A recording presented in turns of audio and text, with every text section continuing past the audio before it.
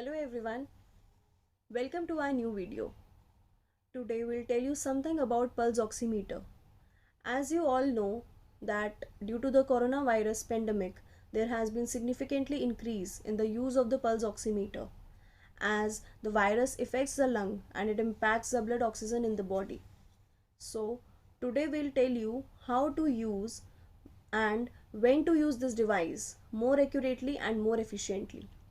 So the pulse oximeter is a clamp-like device which measures the oxygen saturation level in our blood.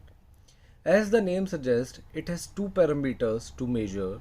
First is pulse, which has normal value of 60 to 90 per minute, and second is oxygen saturation, which is 95 to 100%.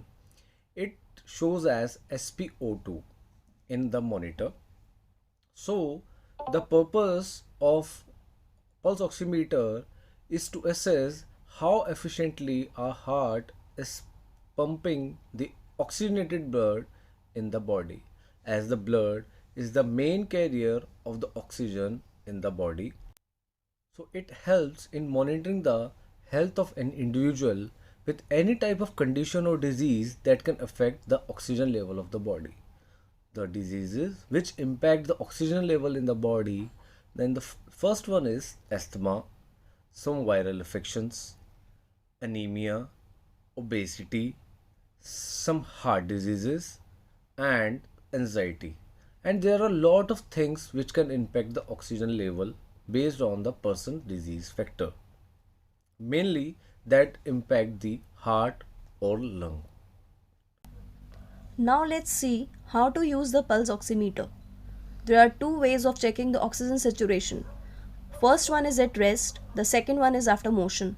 So for the first procedure, we have to sit idle for around 10 to 15 minutes before taking the reading. Now we'll keep our hands still on a stable position and place the pulse oximeter either on the index finger or on the middle finger.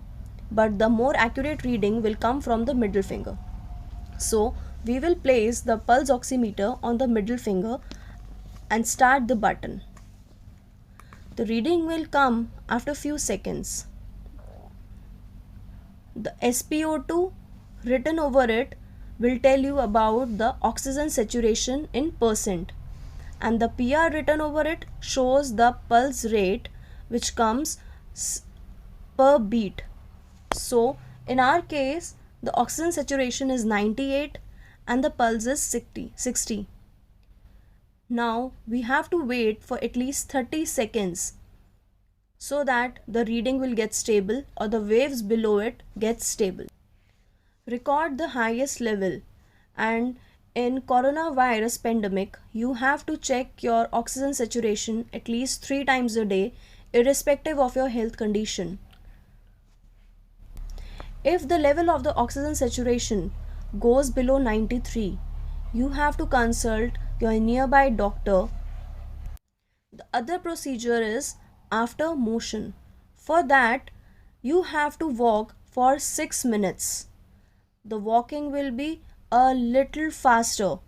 After 6 minutes, sit on the chair and check your blood oxygen saturation again.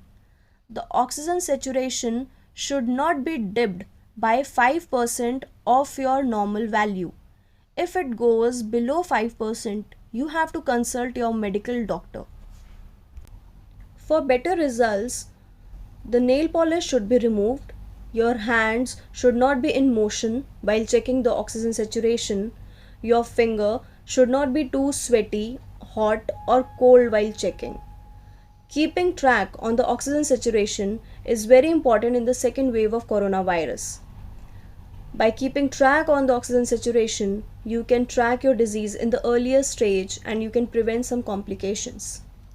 So the pulse oximetry is a quick and painless method to assess the oxygen level. I hope from now onwards we all use this device efficiently and accurately.